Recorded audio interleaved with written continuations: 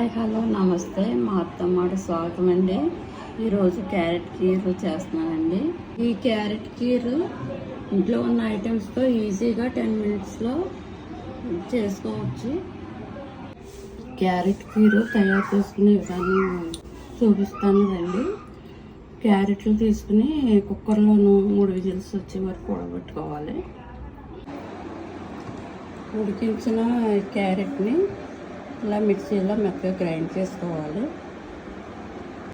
Stove వెలిగించి గిన్నె పెట్టుకుని అందులో పాలు పోసుకుని పాలు మరిగాక మనం గ్రైండ్ చేసి పెట్టుకున్న క్యారెట్ మిక్స్ని ఇందులో స్లోగా తిప్పుతూ ఇందులో కలుపుకోవాలి.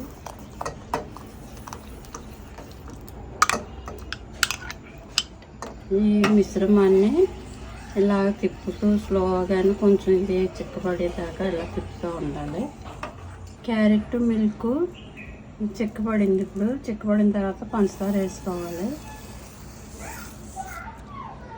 క్యారెట్ కీరు తయారయ్యే లోపల బాదం పప్పు, జీడిపప్పు, పిస్తా పప్పు, యాలకులు 2-3 యాలకులను వేసుకుని లైట్గా మిక్సీ పట్టుకోవాలి.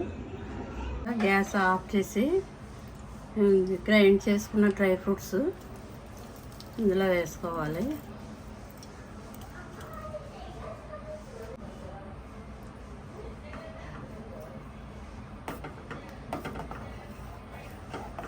ఇంతేనండి, క్యారెట్ కీర్ రెడీ. పిల్లలు స్కూల్ నుంచి వచ్చిన వెంటనే గ్లాస్ తెస్తే చాలా ఇష్టంగా తాగుతారు.